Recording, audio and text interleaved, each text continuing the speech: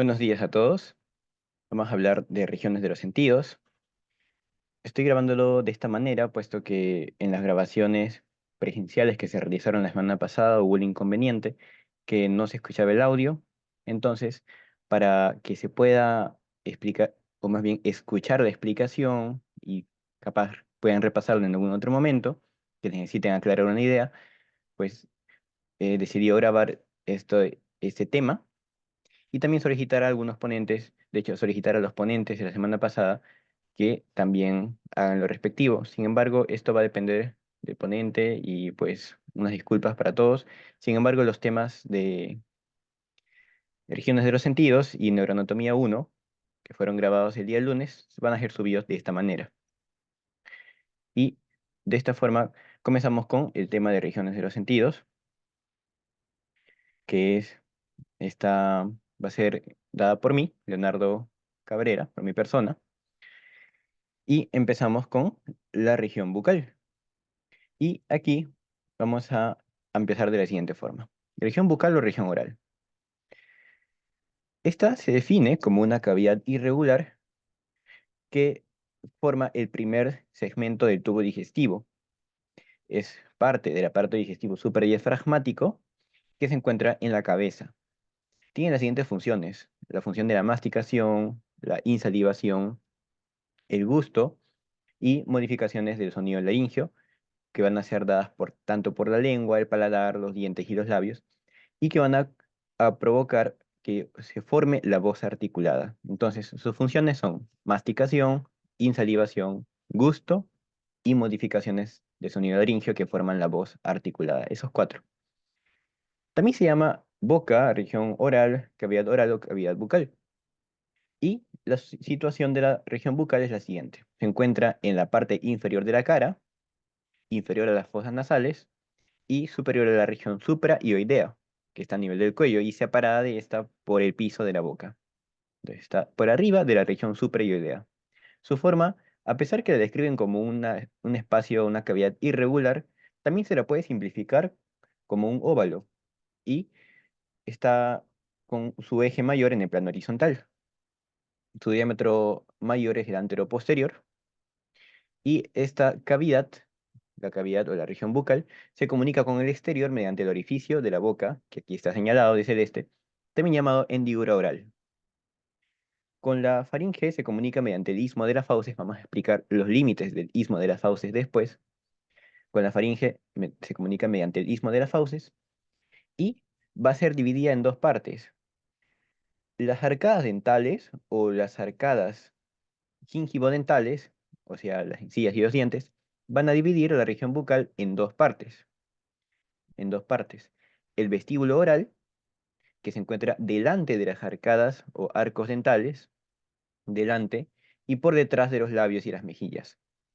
Entonces, el vestíbulo oral es como la entrada a la región bucal, está por delante de las arcadas gingivodentales. Y lo vemos allí también, delante de los dientes, vestíbulo. Y detrás de las arcadas o arcos dentales está la cavidad bucal propiamente dicha. Aquí vemos un esquema que resume lo que acabo de decir. Podemos ver ahí los labios, entre los labios y las mejillas por adelante y las arcadas gingivodentales por detrás. Entre esos dos se encuentra el vestíbulo oral. Detrás está la cavidad propiamente dicha, que limita hacia superior con las cavidades nasales. Las cavidades nasales tienen hacia atrás la rinofaringe. El- la cavidad propiamente dicha se limita hacia atrás con la orofaringe. Y esta orofaringe se comunica inferiormente con la laringofaringe, la cual va a continuar con el esófago y se continúa el tubo digestivo, o hacia adelante como se comunica con la laringe y empieza la vía aérea, o más bien continúa la vía aérea después de pasar por las cavidades nasales, la faringe y luego la laringe. Y esta continúa con la tráquea y sigue bajando. El recorrido de la comida, el recorrido de la comida es el siguiente. Entra por el orificio de la boca, pasa por la cavidad propiamente dicha y luego llega a la faringe, orofaringe, laringofaringe y el esófago. Entonces, vamos a hablar también de las paredes. En el estudio de la región bucal se estudian las paredes y el contenido de la región bucal. La pared anterior son los labios, o labia oris, los labios de la boca. La pared lateral son las mejillas o carrillos. La pared superior es la bóveda palatina o paladar duro, que está formada por dos pares de huesos. El- la pared inferior es el suelo o piso de la boca. Y la pared posterior es el velo de paladar. Aquí la puedes ver, que tiene una saliente en la línea media y hacia abajo. Este velo de paladar tiene a la úvula. El contenido de la región bucal es la lengua y los anexos son los dientes, las encías, las amígdalas y también parte de las glándulas salivales, como son las glándulas sublinguales y las partes de la glándula submandibular. No contiene la glándula parótida, puesta que esta es externa y se encuentra en la región parótido-maceterina. Aquí ves el resumen de lo que acabo de exponer y ahora vamos a hablar de los subtemas. Sabes que vamos a hablar de las paredes, pared anterior, laterales, pared superior, posterior, inferior y luego los anexos. Vamos a tener un apartado específico para hablar de lengua y luego aplicación clínica. Entonces, tenemos aquí la pared anterior, los labios de la boca, que son dos estructuras musculomembranosas o musculomucosas, o también llamadas cutáneo-mucosas. Realmente tienen varios planos. En su constitución de los labios hay varios tejidos, músculo, tejido subcutáneo, piel y mucosa. Y, sin embargo, solo están formadas por tejidos blandos. Existen una descripción tradicional clásica de los labios. Vamos a darla. Los labios tienen dos caras, una cara anterior y una cara posterior. En la cara anterior reconocemos dos partes. La cara anterior es cutáneo mucosa. Como puedes ver, la parte de piel y la parte de mucosa seca, que es que es rojiza. Entonces el labio es todo esto. Esto es el labio superior y el labio inferior. Entonces, la porción cutánea de los labios en la cara anterior tiene muchos folículos pilosos, mientras que la porción mucosa tiene, forma un borde rojo debido a la cantidad de vasos sanguíneos. El labio superior, en su porción cutánea, presenta un surco hacia el lateral, que se llama el surco nasolabial. Este es el surco nasolabial. Nasolabial. Luego, en la línea media encuentras el filtro, que también es otro surco. Es una depresión en la línea media de la porción cutánea del labio superior, el filtrum o filtro. Y en la porción mucosa encuentras también en la línea media el tubérculo labial. Tubérculo labial. En el labio inferior encuentras inferiormente al labio encuentras el surco mentolabial. Y uniendo los labios en sus porciones mucosas, uniendo los labios a cada lado, encuentras las comisuras labiales o ángulos de la boca. En la cara posterior de los labios vas a encontrar que estas están en relación con las encías. Están en relación con el vestíbulo, con los arcos dentales y con las encías. Y puedes ver aquí planos. ¿Ves? La piel, el primer plano, y también mucosa cornificada, es decir, mucosa seca, mucosa cornificada. Por eso la parte mucosa de los labios, por más que es mucosa, no está húmeda, sino que tiene la misma humedad que la parte cutánea. Entonces, el primer plano de los labios, desde adelante hacia atrás, es la piel y la mucosa cornificada. El segundo plano es el tejido subcutáneo, tejido celular subcutáneo. El tercer plano es la capa muscular, que está formada por un músculo de la mímica, que es el músculo orbicular de la boca o orbicular de los labios, que es el único músculo que cierra la hendidura oral o el orificio oral. A nivel de las comisuras, aprovechando que estamos en la capa muscular, a nivel de la comisura encontramos un entrecruzamiento de fibras musculares de distintos músculos faciales que llegan a los labios, y este entrecruzamiento de fibras musculares se llama modiolo. Luego, detrás de la túnica muscular está la túnica submucosa, que contiene las glándulas que se llaman glándulas labiales, que son glándulas salivales menores, como se ven aquí. Ya van a drenar su secreción a nivel del vestíbulo. Y el quinto plano tienes, primer plano, piel y mucosa cornificada, segundo plano, tejido subcutáneo, tercer plano, músculo, cuarto, submucosa con las glándulas, y quinto, la mucosa húmeda, que esta sí es húmeda, no como el mucosa de la cara anterior. Y esta mucosa húmeda va a formar, junto con la mucosa de las encías, surcos. En el labio superior, el surco gingivo-labial superior, y en el labio inferior, el mismo pero el inferior. Entonces, estos surcos gingivo-labiales puedes ver que en su parte media, en la línea media, presentan unos repliegues de mucosa que se llaman frenillos labiales, frenillo labial superior y el inferior. Frenillos labiales. Ahora, estos frenillos están allí normalmente, tienen esa implantación. Ves que no interfieren en la formación de los dientes, pero a veces los frenillos labiales, estos frenillos que están en la línea media, tienen una implantación baja cuando es el frenillo superior o una implantación alta si es el frenillo inferior. Y lo que provocan es que los dientes incisivos centrales o mediales se separen y entonces van a provocar una separación interdentaria que normalmente no debería estar y esto se llama diastema. Diastema. El diastema interincisivo es el que se forma por la implantación anormalmente baja o alta de los frenillos labiales. Y entonces se separan los dientes. Sin embargo, es un diastema interincisivo, o sea, puede haber otros diastemas, sí, pero por otros motivos. Diastemas entre otros dientes, sí, ya, pero estamos hablando de los frenillos labiales. Ahí está el diastema. Luego, en la pared lateral, que son las mejillas o carrillos, vamos a hablar que estas son también estructuras músculo-membranosas, forman la parte lateral de la cara y tienen forma convexa o deprimida. Forma convexa o deprimida.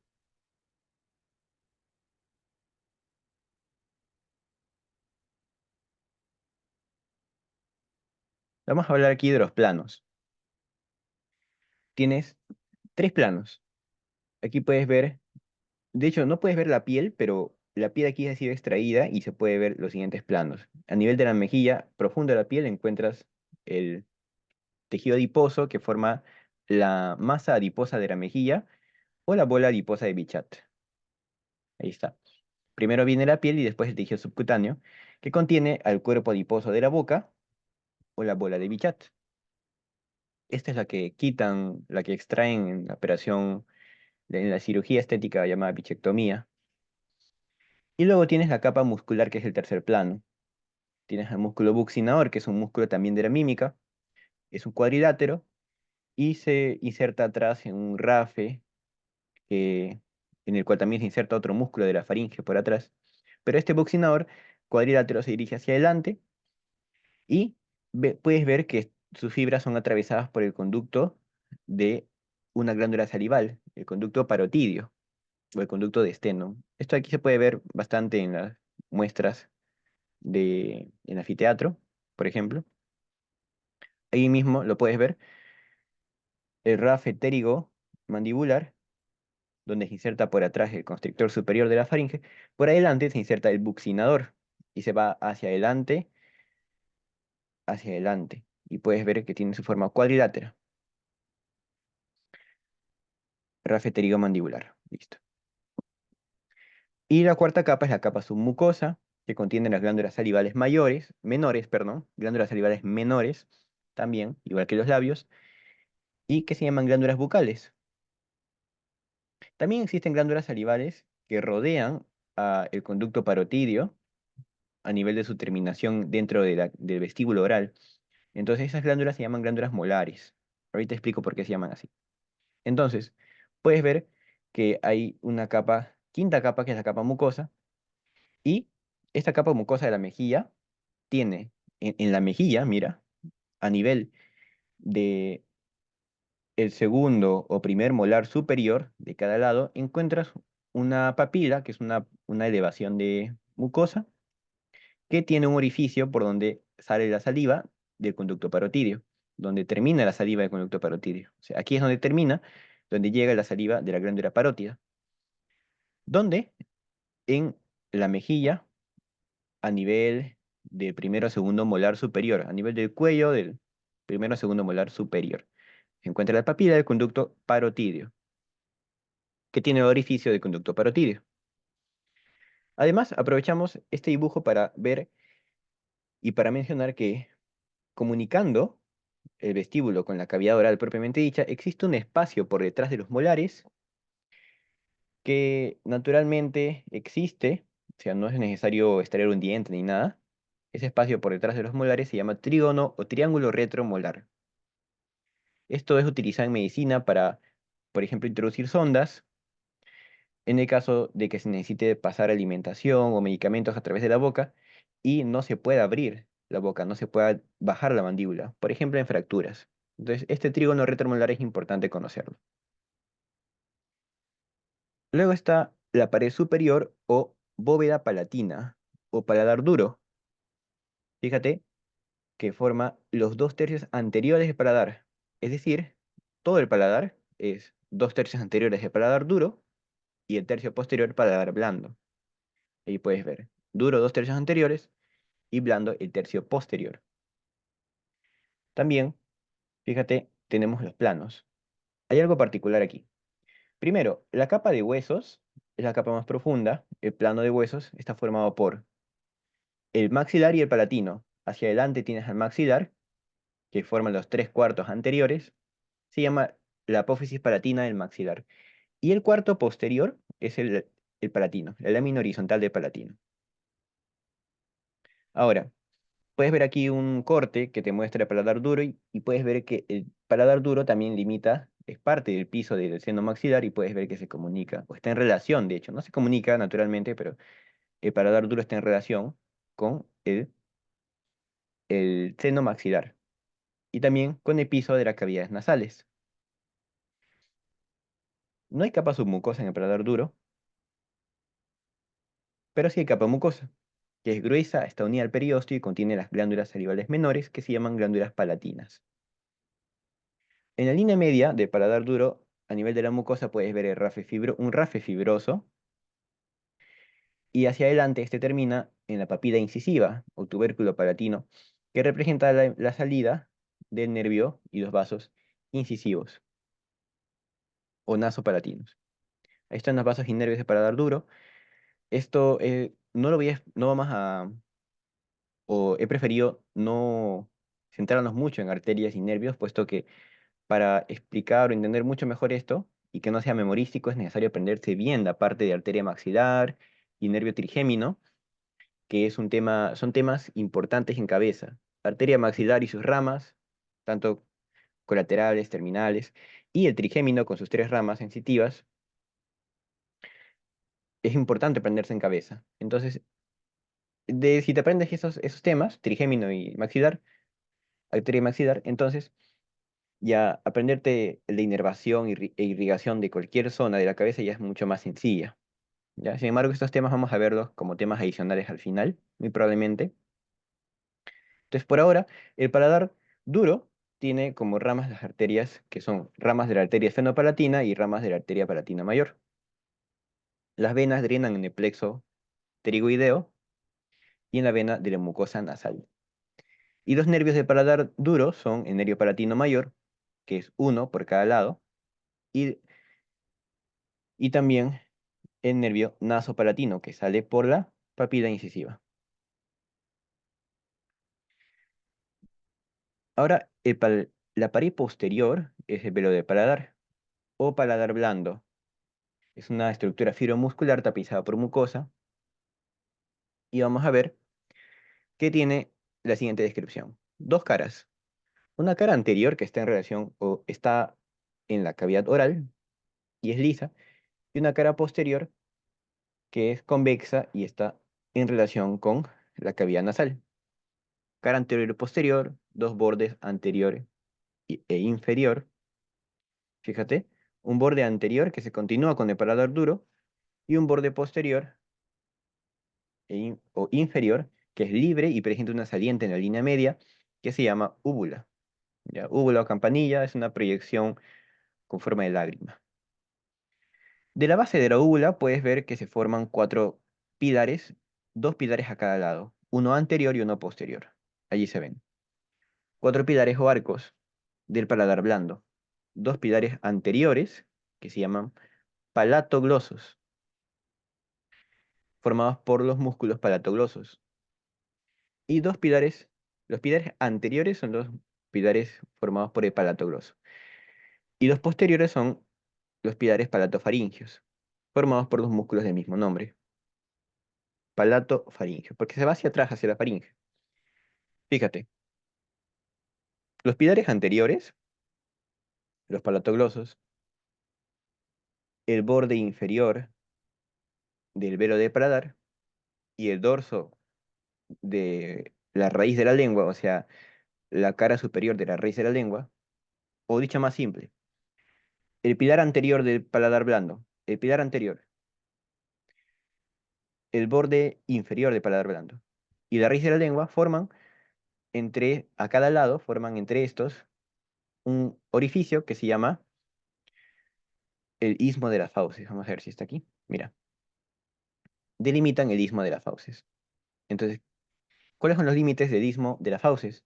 Los pilares anteriores, el borde libre del paladar blando y la raíz de la lengua. Ese es el istmo de las fauces. Entonces, ese istmo de las fauces va a limitar hacia adelante o va a separar hacia adelante la boca, la cavidad oral, de la faringe, que está por atrás. Entonces, puedes fijarte que la raíz de la lengua está a nivel de la faringe, de la orofaringe, tanto como la amígdala palatina, como el músculo palatofaringio, están dentro de la orofaringe. Aquí también puedes ver la tonsila palatina, que está entre los dos pilares, y estos, estos pilares de paladar blando forman dos límites de la fosa tonsilar. La fosa tonsilar es un espacio cuadrilátero, ya, que va hasta aquí abajo, fíjate, hasta abajo, hasta los pliegues glosoepiglóticos laterales, que luego lo voy a explicar en lengua.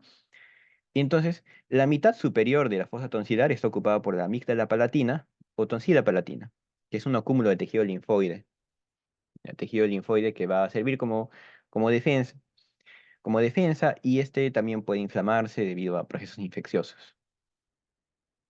Se puede ver externamente esto. O sea, pides a alguien o un paciente o tu amigo que abra la boca y le alumbras con una linterna, puedes ver esto. Luego tienes, bueno, el istmo de las fauces, ya te hablé de esto, también llamado istmo orofaringeo o orificio posterior de la boca, separa, el istmo orofaringeo separa la boca de la faringe. Y los planos de paladar blando son la ponerosis palatina, que esta es una capa de tejido conjuntivo, una, un- una capa de tejido conjuntivo que principalmente va a estar formada por fibras que provienen del músculo tensor de velo de paladar, fibras que provienen del músculo tensor de velo de paladar, y también va a servir de inserción para el resto de músculos del paladar blando. Este es el elemento estructural principal del paladar blando, donde se unen otros músculos. Luego está la capa muscular, que va a estar tanto por debajo como por arriba de esta ponerosis palatina, y está formado por 5 pares de músculos. Luego, inferior está la capa submucosa y por último la capa mucosa, que contiene glándulas nasales en la cara superior y glándulas bucales en la cara inferior del paladar blando. Aquí vamos a hablar de los músculos. Esta parte es interesante y existen varios esquemas en libros. Aquí he elegido un dibujo del libro Grey Anatomía para estudiantes. Sin embargo, el libro Rubier tiene un corte bien bonito que te muestra todos estos músculos en un solo dibujo y es bastante esquemático. Entonces, si tienen el Rubier en esta parte del libro uno, que es cabeza, van a poder ver que existe un esquema y ahí se resume ahí la inserción y la dirección de estos músculos. Aquí vamos a ver el Grey. Son 5 pares de músculos y puedes ver al tensor del velo de paladar, al elevador del velo de paladar, palato faringio, palato gloso y el músculo de la úvula. Empezamos con el tensor. Fíjate que está resaltado puesto que tiene algo particular respecto a su inervación, este músculo tensor. Ahorita lo voy a mencionar. Entonces, Músculo tensor, aquí no ves todo su origen, no ves toda su inserción superior del tensor, pero puedes ver que claramente se inserta en el cartílago de la trompa auditiva. Esta es la trompa auditiva, que conecta faringe, que está aquí, con el oído medio, con la pared anterior del oído medio. Entonces, este músculo se inserta en la trompa auditiva, también se inserta en la base del cráneo, el tensor se inserta en la base del cráneo y se inserta de forma lateral, lateral a la trompa auditiva, ¿ya? A la trompa auditiva. Entonces, fíjate, este músculo tensor de velo de paladar se inserta en la fosa escafoidea de la apófisis pterigoides del hueso esfenoides. Más simple, se inserta en el esfenoides. Se inserta en el esfenoides y también en el cartílago de la trompa auditiva. Fíjate, desciende verticalmente entre la lámina medial y la lateral de la apófisis pterigoides y a nivel del gancho pterigoideo gira y se vuelve aponeurosis. La aponeurosis del tensor de velo de paladar. Gira unos 90 grados y sus fibras contribuyen a formar la aponeurosis palatina. Otros libros dicen que la porción aponeurótica del tensor forma la aponeurosis palatina. Entonces tienes, ¿cuál es la función del tensor de velo de paladar? Como tiene esa orientación, va a dirigir al velo de paladar. Cuando se contrae, va a dirigirlo hacia afuera. Pero como cada tensor lo dirige a un lado contrario al otro, entonces lo que hacen es tensarlo. Tensan al paladar blando. Ahora, como tiene su inserción en la trompa auditiva, también dilata la trompa. Dilata la trompa. Luego tienes el músculo elevador. El elevador también se inserta en la trompa, como puedes ver. Se inserta también en el hueso. Este no se inserta en el esfenoides, ¿ya? Mientras que el tensor se inserta en el esfenoides, en la apófisis pterigoides del esfenoides, el elevador se inserta en la porción petrosa del temporal, o sea, en el hueso temporal. Dicho de otra forma, ambos tensor y elevador se insertan en la base del cráneo. Pero algo que sí o sí quiero que recuerdes es que fíjate en qué parte del cartílago se está insertando el elevador. ¿Ya? El elevador de velo de paladar se inserta en la parte medial del cartílago de la trompa auditiva, en la parte medial. Y el tensor en la parte lateral. ¿Ya? Entonces, de esa forma puedes recordar que ambos son dilatadores de la trompa auditiva y también que el elevador es medial y el tensor es lateral. Además, este elevador es el único que eleva el paladar blando por encima de su posición normal. El resto de músculos la descienden o mueven la úvula o lo tensan. El músculo elevador es el único que lo eleva por encima de su posición normal y, además, fíjate que tienen otros nombres. El músculo tensor es el periestafelino externo. Voy a usar el puntero. El tensor es el peristafelino externo. Ya te expliqué que se inserta en la parte externa o lateral de la trompa, del cartílago de la trompa, auditiva. Y el elevador es el peristafelino interno, ¿ya? Ambos se insertan en la base del cráneo y en el cartílago de la trompa. Ahora, fíjate que este elevador se dirige en forma oblicua hacia abajo, hacia medial y un poco hacia adelante, y termina por encima de la aponerosis palatina. Ahora, lo que te comenté, todos los músculos de paladar blando son inervados por el plexo faríngeo, que a su vez se forma por fibras del nervio vago. O sea, todos los de paladar blando, los músculos de paladar blando, son inervados por el vago, el nervio craneal 10. Pero el tensor no. El tensor es inervado por el quinto 3, o sea, por el nervio mandibular, que da una rama que se llama nervio para el músculo pterigoideo medial. También algunos describen nervio parapterigoideo medial y el tensor del tímpano, y también inerva al tensor. O sea, en otras palabras, ¿quién inerva al tensor de velo de paladar? Quinto 3, mandibular. Y a los otros músculos del paladar blando, el vago. O sea, elevador, vago. Y todos los demás, vagos. ¿ya? Eh, Paratofaringio, vago. Paratogloso, vago. Músculo de la úvula, también vago. Bien, aquí puedes ver el músculo palatofaringio. Mira, palatofaringio se dirige hacia atrás, hacia lateral y hacia abajo. El palatofaringio, mira, cambia la palabra paladar por estafilino. Entonces, si tienes al palatofaringio, su nombre clásico es el faringoestafilino. Faringoestafilino. Simple, ¿no? Va del paladar blando a la faringe. Es, es longitudinal a la pared faríngea y puedes verlo aquí. Mira. Hacia arriba tiene varias inserciones. Hacia arriba nace el paladar blando, nace del gancho de la apófisis pterigoides, que debe encontrarse a este nivel, no está dibujado, y también nace de la trompa auditiva. O sea, su inserción superior del palato faríngeo no solo es en el paladar, sino también en la trompa auditiva. Entonces también dilata la trompa auditiva. Baja el paladar blando porque al insertarse abajo en la faringe, deprime el paladar blando y levanta la faringe. Entonces, este palato faríngeo termina abajo en la faringe, pero no solo en la faringe, también termina en la laringe con L. Mira, puedes ver que sus fibras musculares están insertando aquí, en el cartílago, un cartílago de la laringe. ¿Ya? De esa forma es el palato faringio o faringo estafelino. Y luego, o sea, lo que quiero que recuerdes del faringo estafelino es que deprime el paladar blando. ¿Sí? Igual que el palato gloso también deprime el paladar blando. El palato gloso va desde el paladar hasta el borde de la lengua, hasta el borde de la lengua. Y sabes que el palato gloso forma el pilar anterior y el palato faríngeo pilar posterior del paladar blando. Palato gloso también se llama gloso estafelino y otra función es que eleva la lengua, la parte posterior de la lengua.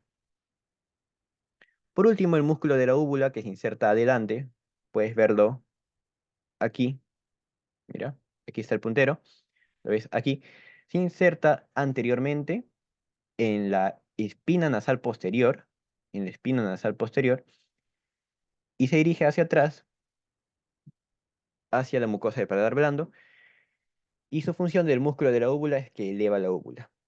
¿Ya? También se llama palato estafelino, palato estafelino. Ahora, en la pared inferior de la cavidad oral, vamos a ver lo siguiente. La pared inferior o piso de la boca es un canal cóncavo hacia atrás en forma de herradura, o sea, es este espacio, ¿ya? Es el espacio que se forma entre la lengua que está por atrás, voy a ponerlo de rojo, la mandíbula que está por delante y también la mucosa que recubre esta parte de la boca. Entonces, ese canal cóncavo hacia atrás en forma de herradura, que está alrededor de la raíz de la lengua, se llama piso de la boca, ¿ya? Y el piso de la boca va a estar formado por estos músculos, mira. Este músculo cuadrilátero o a veces triangular, ¿no? Aquí se puede ver que tiene forma cuadrilátera, como un trapecio. Este músculo se llama el miloioideo. Miloioideo. Su nombre te dice que va de la línea miloioidea de la mandíbula adelante y termina en el ioides. En el ioides. Entonces, este miloioideo también podría llamarse mandíbulo ioideo. Es una, también tiene sentido, sin embargo, se llama miloioideo. Tiene un motivo. Ahora, luego, este músculo miloioideo es el principal músculo que forma el piso de la boca. Puedes ver que es ancho y están unidos, o más bien están separados en la línea media por un rafe. Superior al músculo miloioideo se encuentra el genioideo. Este genioideo puedes ver que se inserta en estas pelotitas, en estas apófisis que están en la cara posterior del mentón. Se llaman las espinas mentonianas, antes llamada apófisis geni o espinas geni. Son cuatro, dos superiores y dos inferiores. Entonces el genioideo se inserta en las apófisis geni inferiores y se va hacia atrás, hacia el ioides, hacia el cuerpo del ioides. La lengua también es una estructura que forma también el piso de la boca y se ubica aquí superior. Aquí nace un músculo también en las apófisis geni, pero los genioideos nacen o se insertan adelante en las apófisis geni inferiores, los genioideos, Y la lengua tiene un músculo que nace aquí, de las superiores. ¿Ya? Ahora, ahí están las espinas mentonianas inferiores. Los músculos genioideos tienen forma de cuerdas, elevan y tiran adelante al yoides y deprimen la mandíbula. Este piso de la boca se comunica mediante otras regiones, mediante el triángulo orofaringio. Mira, el triángulo orofaringio, que puedes verlo aquí. Se forma, es una gran abertura entre el suelo de la cavidad oral y la faringe, y puedes ver que comunica el cuello y la fosa infratemporal con la cavidad oral. El triángulo orofaringio permite el paso de todas estas estructuras. ¿Quién forma el triángulo orofaringio? Por arriba el constrictor superior, superiormente, anteriormente el borde posterior del milo ioideo y hacia adelante y hacia atrás, perdón, el músculo constrictor medio. El borde superior del constrictor medio de la faringe y superiormente el borde inferior del constrictor superior. O sea, ¿quiénes forman el triángulo orofaringio? Constrictores superior y medio y el músculo milo ioideo. Milo ioideo. Por el triángulo orofaringio pasan todas estas estructuras: la vena lingual, la arteria lingual, el músculo estilogloso que viene de aquí, del estiloides del temporal, y debe irse hacia la lengua, hacia el borde de la lengua. Pasa también el iogloso, un músculo cuadrilátero que sube, la glándula submandibular, los vasos linfáticos, el nervio craneal 9, el 12 y el nervio lingual, que es ramo de trigémino, de quinto. Además, el miloioideo y el músculo cuadrangular que sube del ioides hasta la lengua, el miloioideo y el iogloso forman el hiato submandibular, también llamado hiato iogloso miloioideo. Iogloso miloioideo, que es un espacio importante, ya que donde también van a pasar estructuras, hiato iogloso miloioideo. Pasamos a hablar ahora de las glándulas salivares. Estas glándulas secretan en la boca, todas secretan su secreción, que es saliva, en la mucosa, en la boca, y estas glándulas salivares se encuentran en la submucosa o en la mucosa. Y estas pueden ser menores de las que ya hemos hablado: glándulas labiales, bucales, molares, que son las que rodean en la parte distal, la parte terminal del conducto parotidio. Sin embargo, ¿sabes qué? Se llaman molares porque terminan a nivel de segundo molar superior. No se llaman molares porque están en el diente, no, ¿ya? Sino que están rodeando al conducto parotidio. Glándulas palatinas y glándulas linguales. Mientras que las mayores son tres pares: la glándula parótida, que se encuentra fuera de la cavidad oral, en la región parótida más uterina, y esa glándula más voluminosa. Puedes fijarte que esta aquí no se ve completamente, ¿ya? Lo que pasa es que esta glándula parótida parece un gancho. Está detrás de la rama de la mandíbula, que es este rectángulo, está cubierto por la parótida. Está detrás y también está lateral, ¿ya? A la rama de la mandíbula. Tiene una celda que la rodea, pero esta glándula desborda su celda, ¿ya? Y puedes ver que aquí tiene un conducto que pasa superficial al músculo macetero, luego perfora el músculo buccinador, que es parte de la capa muscular, o más bien forma la capa muscular de la mejilla, y luego va a terminar en el vestíbulo oral, el conducto parotidio o conducto de Stenone o de Stensen. Esta glándula es rosada, lobulada, pesa 30 gramos, y su celda tiene forma de pirámide triangular. Luego está la glándula sublingual. Estas glándulas sublinguales tienen forma de almendras, son las más pequeñas y se encuentran lateral al conducto submandibular, como se puede ver aquí en el dibujo. Esta glándula sublingual drena por muchos conductos pequeños, que son los conductos sublinguales menores, o también por un conducto, el conducto sublingual mayor, que drena en el conducto submandibular. Aquí está el conducto submandibular y la glándula sublingual manda un conducto que termina en el otro, o sea, en el conducto grande de la glándula submandibular, ¿ya? La glándula sublingual manda el conducto sublingual mayor de Rivinus o de Bartolino. Por último, la glándula submandibular puedes ver que tiene forma de gancho, parece un garfio. Su mayor parte está por debajo de la boca, debajo del miloioideo, y por lo tanto hay una parte que está dentro, que es pequeña, es su brazo es su brazo superior, es el brazo pequeño, y su conducto de la glándula submandibular se llama el conducto de Wharton. Wharton, conducto submandibular. Ahora pasamos a la lengua para terminar la parte de región bucal. Y aquí vamos a escribir lo siguiente. Es un órgano muscular muy móvil, revestido por mucosa, impar, medio y simétrico. Está en dos regiones, o sea, está en la región de la cabeza, pero me refiero a que está dentro de dos cavidades. La cavidad oral por adelante y la orofaringe por detrás. Aquí puedes ver ya la laringe, mira, la epiglotis, que es parte de la laringe. Entonces, está en el suelo de la boca y en la parte anterior de la orofaringe. Todas estas son sus funciones de la lengua. La masticación, la deglución, la succión, muy importante. Cuando la lengua no se puede levantar mucho, por ejemplo, se dificulta la deglución y la succión, y esto puede ser muy importante, o de hecho es muy importante en el caso de los bebés, los recién nacidos, que tienen una lengua muy fija al piso de la boca, que se llama anquiloglosia. Uno de los problemas sería que dificulta la alimentación. Entonces, fíjate que la lengua contribuye a la succión, contribuye a la deglución.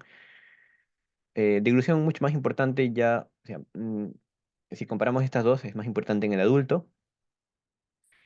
También contribuye a la fonación. Existen sonidos que necesitan que la lengua choque contra el paladar o contra los dientes para crear los sonidos. Uno de los sonidos que se forman al momento de choque entre la lengua y el paladar es la R. Entonces, cuando la lengua es muy fija al piso o es poco móvil por distintos motivos, no se va a producir la letra R. Hay una dislalia o una falta de, de producción del sonido de la letra R, y es lo que se llama el rotacismo. Rotacismo, que es cuando las personas, niños principalmente, sustituyen la letra R por otra letra. ¿Ya? El rotacismo. Es un tipo de dislalia.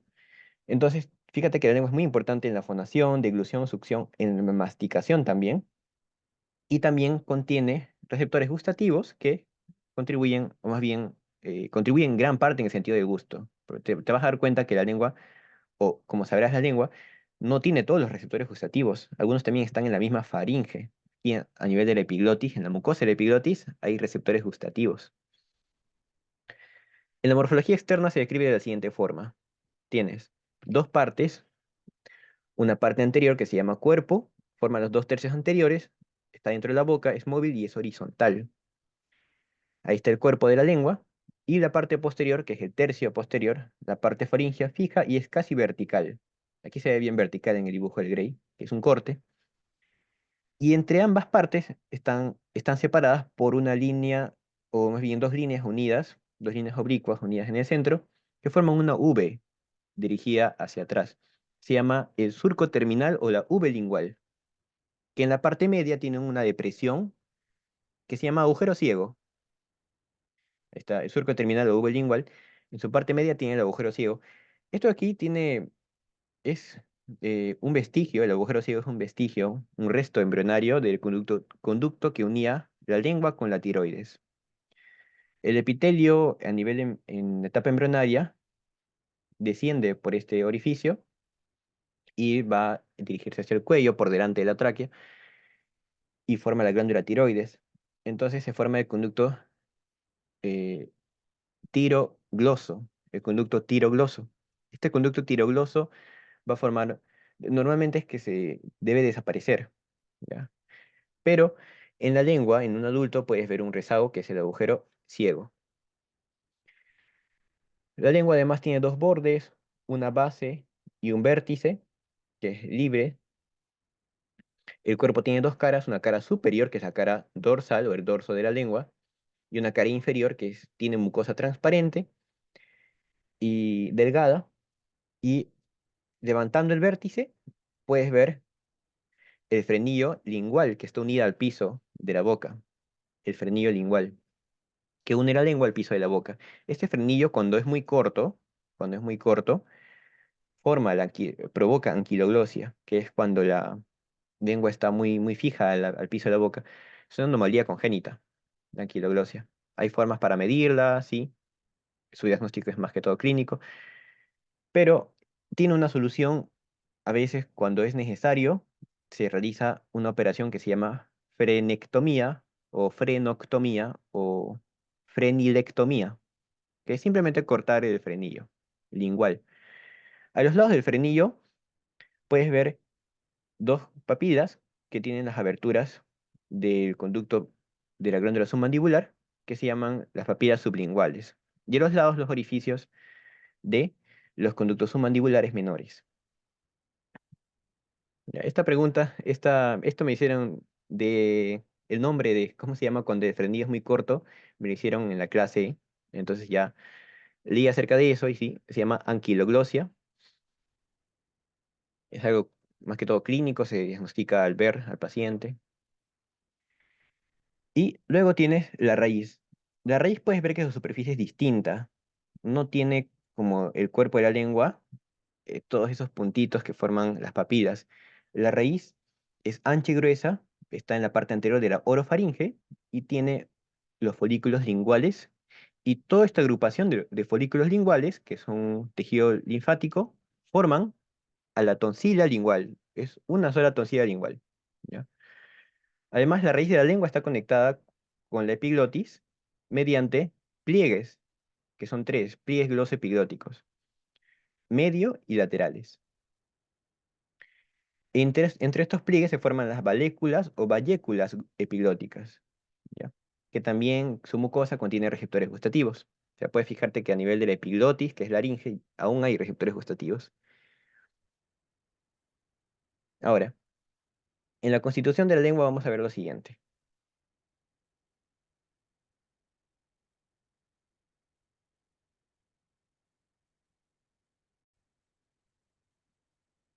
En la constitución de la lengua vamos a hablar de los planos. Una armación osteofibroso, que está formado por el hueso yoides hacia atrás, la aponerosis lingual y el tabique lingual, que es un tabique falciforme, o sea, es un tabique con forma de hoz, de media luna.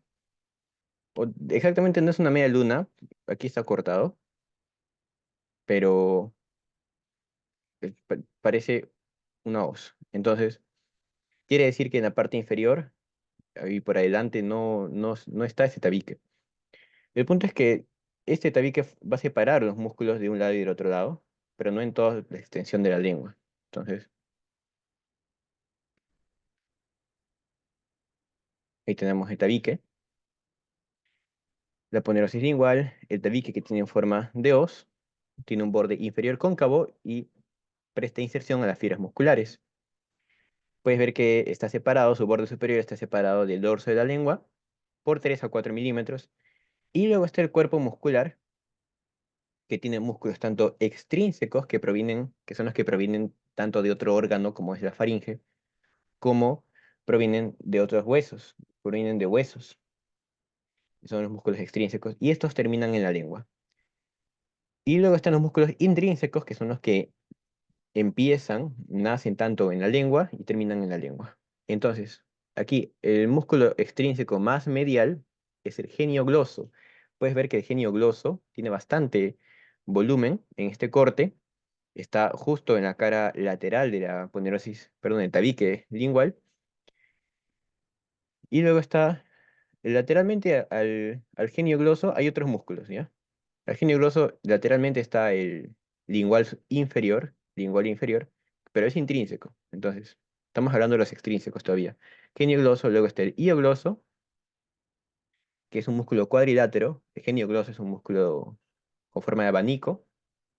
Iogloso es un cuadrilátero. Lateralmente está el estilogloso y por arriba está el palatogloso. Entonces puedes ver que los más laterales, extrínsecos, son el palato gloso arriba y el estilo gloso abajo. En los intrínsecos tienes al longitudinal inferior, que está justo lateral al genio gloso. El longitudinal superior, que es un único músculo, este es el único músculo impar de la lengua. Y entre ambos longitudinales está el músculo vertical y el músculo transverso, que también son pares. Aquí ves un resumen, una tabla de resumen de los músculos y puedes ver lo siguiente. Te voy a resaltar tres cosas. De estos músculos que ya he mencionado, el longitudinal superior o lingual superior es el único músculo impar. Eso tienes que recordarlo. Su origen está en la submucosa de la lengua y va desde el tabique y se inserta en la submucosa y la mucosa de la lengua.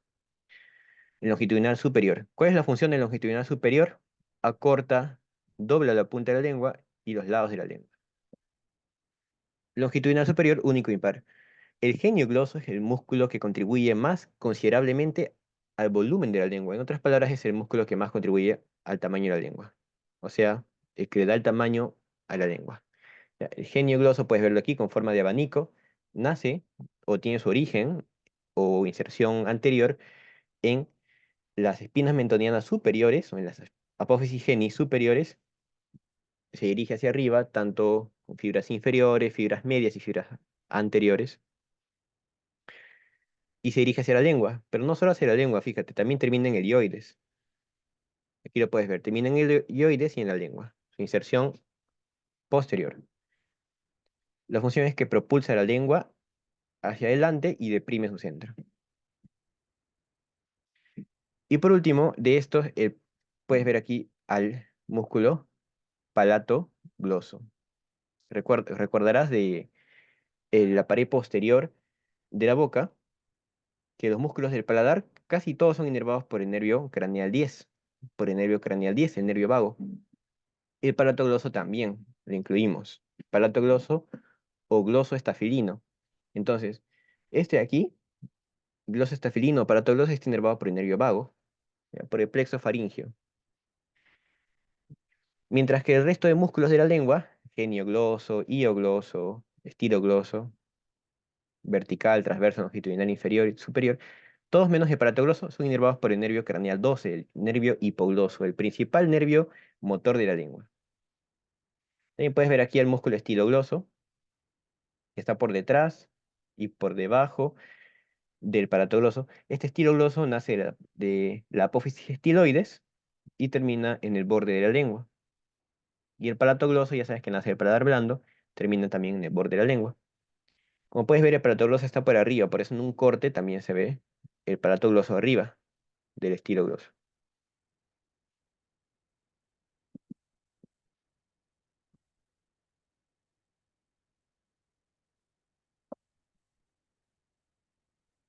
Luego, esos tres datos. ¿Ya? ¿Y quién saca la lengua? El genio gloso. Genio gloso. Aquí hablamos de las papilas linguales, ese tercer punto. Las papilas linguales son pequeñas elevaciones de mucosa lingual y algunas contienen receptores gustativos. Existen 5 grupos de papilas linguales, que son elevaciones de la mucosa lingual, y tienes las papilas caliciformes, que son las más grandes, papilas caliciformes o circunvaladas. Su número es de 7 a 12. Algunos libros te dan un número exacto que es el 9, otros te dan este rango como 7 a 12, y forman una V paralela al surco terminal.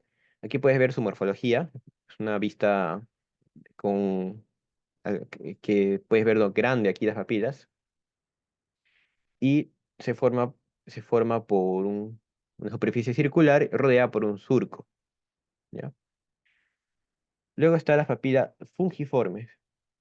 Mira, mientras que las caliciformes se encuentran solamente paralelas al surco terminal de la lengua y forman una V, o sea, se pueden contar, ¿ya? Las fungiformes se ubican a nivel del dorso de la lengua, fungiformes diseminadas en el dorso. Son 150 a 200, tienen forma de hongo. Y luego tienes a las filiformes. Tienen forma cilindro-cónica, o sea, como un cilindro o un cono en la parte superior terminan en punta. Forma cilindro-cónica, están también en el dorso, pero forman líneas paralelas a la V lingual. Líneas paralelas.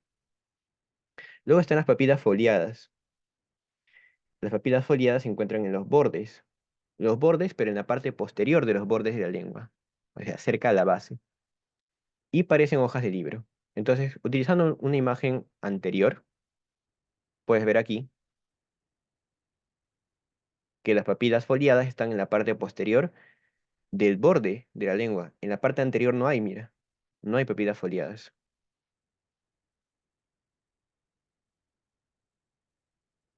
Y por último, las papilas hemisféricas, que son muy pequeñas y son las más numerosas y están en toda la mucosa. De estas, las hemisféricas son papilas simples y el resto son papilas compuestas.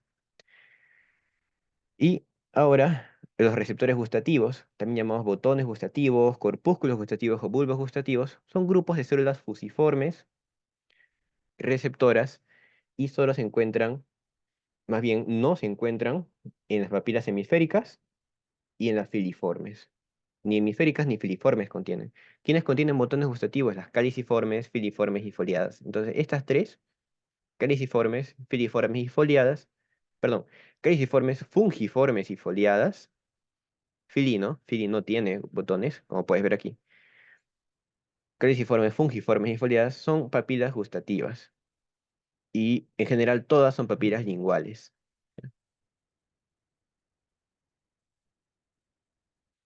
Esta lámina la usamos para hablar un poco de las sensaciones gustativas. Tienes al dulce, que se encuentra la mayoría de sus receptores a nivel de la punta de la lengua, salado a nivel de la parte anterior del borde de la lengua, ácido o agrio a nivel de la parte posterior del borde, amargo a nivel del el límite entre los dos tercios anteriores y tercio posterior de la lengua, amargo y umami a nivel del centro de la lengua. Umami es el quinto sabor, como similar al o es el sabor de los condimentos asiáticos, como el glutamato monosódico, ¿no? El famoso Ajinomoto.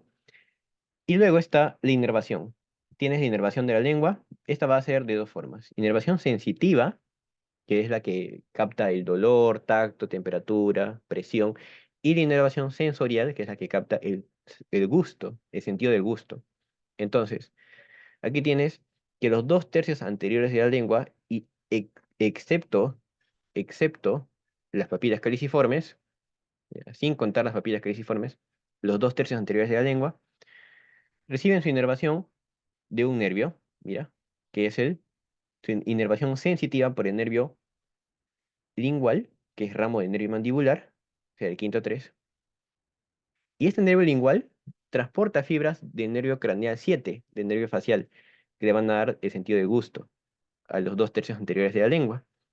El tercio posterior, incluyendo las papilas caliciformes, es inervado por el nervio glosofaringeo o 9, nervio craneal 9, que da tanto gusto como